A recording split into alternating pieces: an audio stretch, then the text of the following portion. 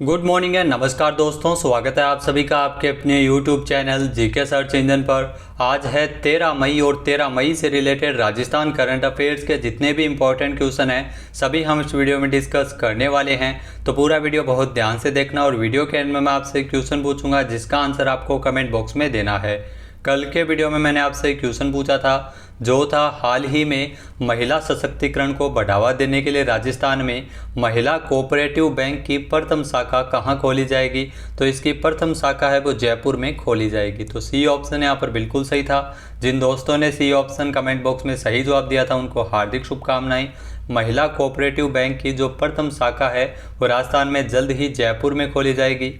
प्रदेश में 50,000 स्वयं सहायता समूह के गठन के लिए कार्य योजना बनाई गई है जिससे 5.50 लाख ग्रामीण महिलाएं इसमें लाभान्वित होगी। इस स्वयं सहायता समूह को रिवॉल्विंग फंड तथा कम्युनिटी इन्वेस्टमेंट फंड के माध्यम से वित्तीय सहायता मुहैया करवाई जा सकेगी और बैंक ऋण के रूप में 600 करोड़ रुपए की व्यवस्था की जाएगी। तो महिला कोऑपरेटिव बैंक की प्रथम शाखा है वो जयपुर में खोली जाएगी। चलिए स्टार्ट करते हैं आज के करंट अफेयर्स। पहला क्वेश्चन है, हाल ही में किस जिले में पैंथर्स के लिए संरक्षण हेतु पैंथर रेस्क्यू सेंटर स्थापित किया जाएगा। तो आपको बता दें कि पैंथर रेस्क्यू सेंटर है वो उदयपुर में स्थापित किया जाएगा। बी ऑप्शन यहाँ पर बिल्कुल सही है। मुख्यमंत्री अशोक गहलोत ने यह घोषणा की है। आइए जानते हैं इंपॉर्टेंट फैक्ट्स। तो उदयपुर जिले में पैंथर्स की बड़ी संख्या है जो कई बार आबादी क्षेत्र में भी आ जाते हैं। तो इसलिए पैंथर्स के संरक्षण के लिए उदयपुर में पैंथर रेस्क्यू सेंटर है वो स्थापित किया जाएगा। सीएम अशोक गहलोत द्वारा हाल ही में इसकी घोषणा की गई है।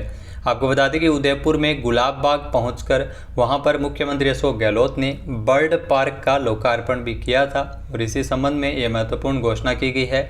जो पैंथर रेस्क्यू सेंटर है वो उदयपुर में स्थापित किया जाएगा।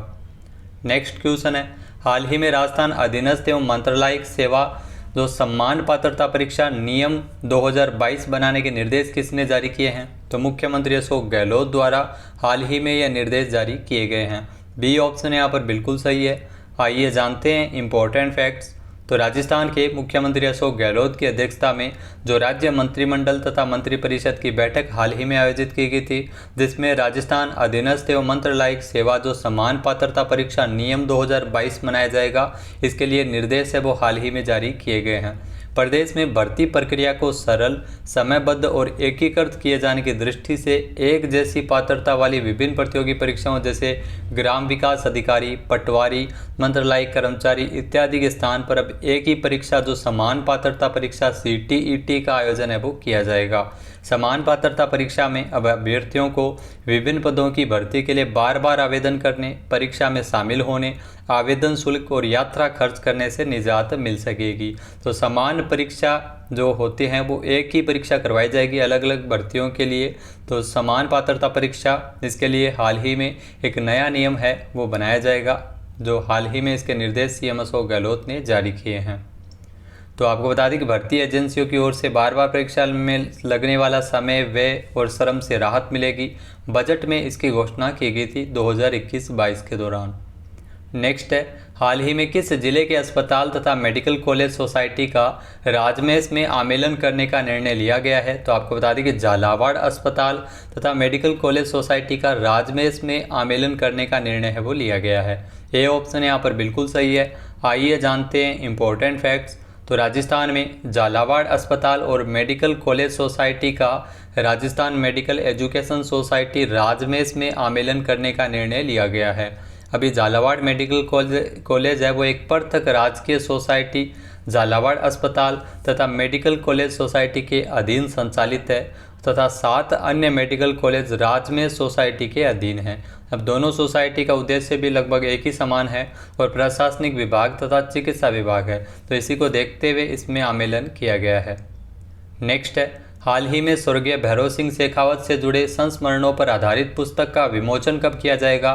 तो हाल ही में जो उपराष्ट्रपति भैरव सिंह शेखावत जो स्वर्गीय भैरव सिंह शेखावत से जुड़े संस्मरणों पर आधारित पुस्तक का विमोचन किया जाएगा 16 मई को। ये ऑप्शन यहाँ पर बिल्कुल सही है। आइए जानते हैं इंपॉर्टेंट फैक्ट्स। तो भारतीय लोकतंत्र के शिखर पुरुष स्वर्गीय भैरव सिंह शेखावत जिन्हें बाबू शाह के नाम से जाना जाता था, इनके संस्मरणों पर आधारित पुस्तक का विमोचन 16 मई को किया जाएगा। 16 मई को सेवानिवृत्त आईपीएस बहादुर सिंह राठौड़ ने बताया कि पुस्तक का विमोचन 16 मई को भाजपा की राष्ट्रीय उपाध्यक्ष और पूर्व मुख्यमंत्री वसुंधरा राजे द्वारा जयपुर के बिड़ला ऑडिटोरियम में किया जाएगा। भैरों सिंह शेखावत, जिनका जन्म 23 अक्टूबर 1923 को हुआ था, जो राजस्थान के सीकर जिले के खचरियावास गांव में विश्व बैंक के अध्यक्ष रॉबर्ट मैकनामारा ने भैरों सिंह शेखावत को भारत का रॉक फेलर भी कहा है। इसके अलावा ये उपराष्ट्रपति रह चुके हैं, भारत के 11वें उपराष्ट्रपति रह चुके हैं और राजस्थान के मुख्यमंत्री भी रह चुके हैं। 3 बार मुख्यमंत्री बने थे ये राजस्थान के। इनको बाबोसा के नाम से भी जाना जाता है। नेक्स्ट है, हाल ही में रेलवे प्रशासन की ओर से राजस्थान के किस रेलवे स्टेशन का 180 करोड़ रुपए की लागत से विश्व स्तरीय पुनर्विकास किया जाएगा? तो गांधीनगर रेलवे स्टेशन जो जयपुर में स्थित है, विश्व स्तरीय पुनर्विकास 180 करोड़ रुपए की लागत से किया जाएगा। बी ऑप्शन यहाँ पर बिल्कुल सही है। आइए जानते हैं इंपॉर्टेंट फैक्ट्स। तो उत्तर पश्चिमी रेलवे पर पुनर्विकास के लिए स्वीकृत स्टेशन में गांधीनगर जयपुर स्टेशन भी शामिल है। रेलवे प्रशासन की ओर से गांधीनगर जयपुर स्टेशन का विश्व स्तरीय विकास किया जाएगा और इसके लिए तकरीबन 180 करोड़ रुपए के कार्यों के टेंडर जारी किए गए हैं।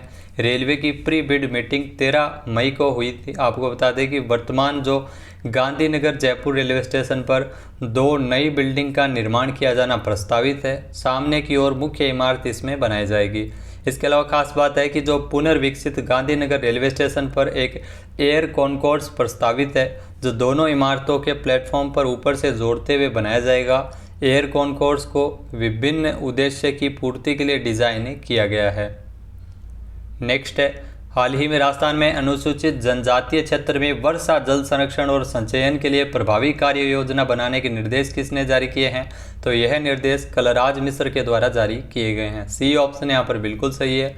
आइए जानते हैं इंपॉर्टेंट फैक्ट्स। तो जो राजस्थान के राज्यपाल है कलराज मिश्र, उन्हीं के द्वारा अनुसूचित जनजातीय क्षेत्र में वर्षा जल संरक्षण और संचयन के लिए प्रभावी कार्य योजना बनाने के निर्देश जारी किए हैं। उन्होंने कहा है कि जहां जल की पर्याप्त उपलब्धता सुनिश्चित की जाए यहाँ पर, और आदिवासियों को कृषि तथा अन्य तरह के रोजगार से इसके माध्यम से जोड़ा जा सके।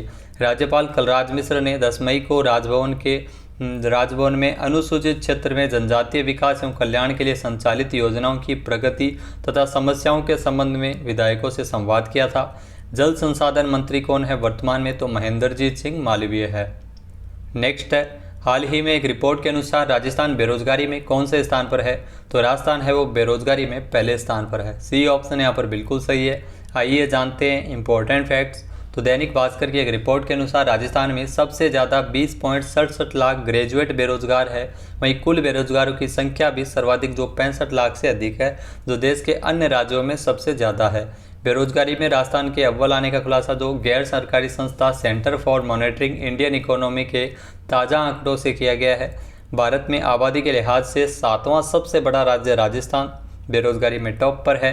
राजस्थान में बेरोजगारी का आलम यह है कि जो ग्रेजुएट हुए हर दूसरे शख्स के पास कोई भी काम भी नहीं है। नेक्स्ट है, हाल ही में राजस्थान में कहां पर पेट्रोकेमिकल इन्वेस्टमेंट रीजन बनाया जाएगा? तो पेट्रोकेमिकल इन्वेस्टमेंट रीजन है वो पचपदरा बाड़मेर में बनाया जाएगा। ए ऑप्शन यहाँ पर बिल्कुल सही है। आइए जानते हैं इंपॉर्टेंट फैक्ट्स। तो बाड़मेर के पचपदरा में 383 वर्ग किलोमीटर का जो पेट्रोकेमिकल इन्वेस्टमेंट रीजन बनाया जाएगा, इसके लिए 1000 करोड़ रुपये खर्च किए जाएंगे। बाड़मेर के पचपदरा में नया petroleum chemical and petrochemical investment region बनाया जाएगा, जिसमें प्रदेश के युवाओं को विभिन्न सेक्टर में बड़ी संख्या में नौकरियां तथा रोजगार के अवसर उपलब्ध हो सकेंगे।